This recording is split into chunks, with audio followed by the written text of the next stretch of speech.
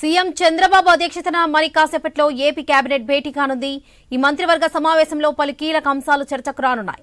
7వ ఎస్ఐపిబి మీటింగ్లో ఆమోదం తెలిపిన 19 ప్రాజెక్టులకు సంబంధించి 28,546 కోట్ల పెట్టుబడులకు cabinet green signal ఇవ్వనుంది.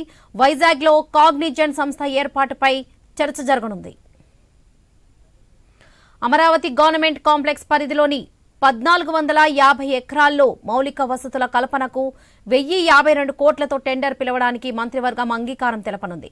Seed access రోడ్లను నేషనల్ హైవే 16 కు కలిపేందుకు 682 కోట్లతో టెండర్లు పిలిచేందుకు సైతం కేబినెట్ పచ్చజెండా ఊపనుంది.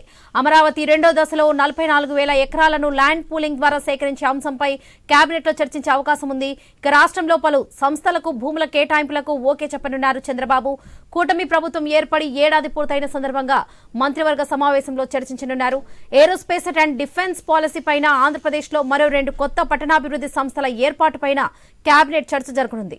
పట్టణాభివృద్ధి సంస్థల పునర్వ్యవస్థీకరణ దిశగా అడుగులు వేస్తున్న ప్రభుత్వం ఇవాళ జరిగే మంత్రివర్గ సమావేశంలో ఆమోదముద్ర వేసే అవకాశం ఉంది.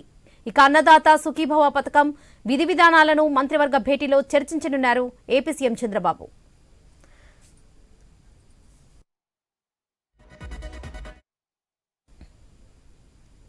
ఇక సీఎం చంద్రబాబు అధ్యక్షతన మరి కాసేపట్లో ఏపీ కేబినెట్ భేటీ కానుంది. ఇదే విషయానికి సంబంధించి పూర్తి అప్డేట్స్ మా ప్రతినిధి కాంతి అందిస్తారు.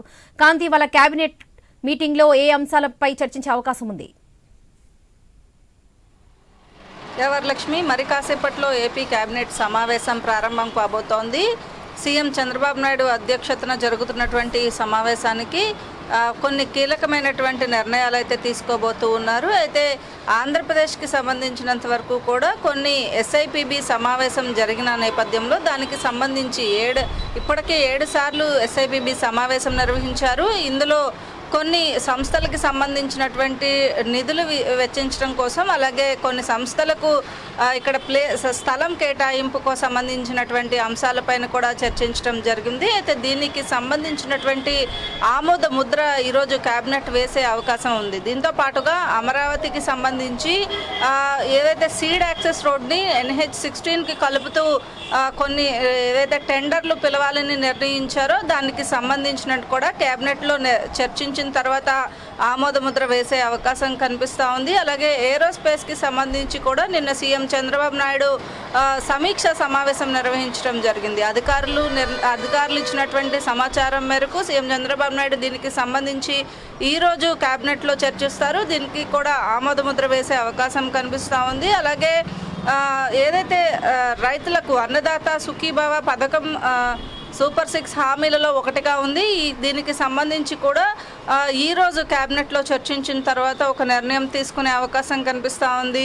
అలాగే అమరావతిలో రైతులు ఇచ్చినటువంటి భూములకి సంబంధించి కొన్ని చోట్ల డెవలప్మెంట్ జరుగుతున్న నేపథ్యంలో మరికొంత ఏదైతే భూమి అవసరం ఉందో దానికి సంబంధించినటువంటి భూమిని కూడా మళ్ళీ ల్యాండ్ పూలింగ్ ద్వారా తీసుకోవాలని చెప్పి CRDA భావిస్తూ ఉంది. దీనికి సంబంధించి దాదాపు 44 ఎకరాల భూమి కావాల్సి ఉంది. కాబట్టి దీనికి సంబంధించినటువంటి ల్యాండ్ పూలింగ్ అంశానికి సంబంధించి కూడా ఈరోజు కేబినెట్లో చర్చ జరిగి దీనికి కూడా ఆమోద వేసే అవకాశం కనిపిస్తూ ఉంది. ఇక రాజకీయానికి సంబంధించి అంటే రాజకీయంగా కూడా కేబినెట్ తర్వాత కొంత భేటీ ఉంటుంది, మంత్రులతోటి చర్చిస్తారు. దీనికి సంబంధించి కూడా ఈరోజు కొంత కీలకమైనటువంటి చర్చ జరిగే అవకాశం కనిపిస్తూ ఉంది. ఇక ఏడాది పాలనకి సంబంధించి ఏడాది పాలన పూర్తి చేసుకున్న నేపథ్యంలో మరికొన్ని సంస్కరణలు తీసుకురావాలని కూడా భావిస్తూ ఉంది. దానికి సంబంధించి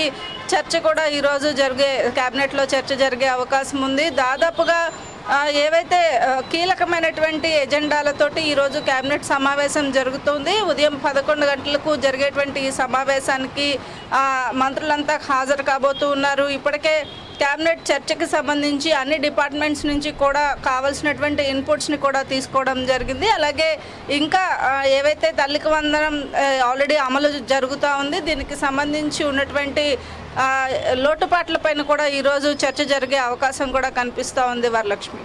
రైట్ కాంతి, థ్యాంక్ యూ.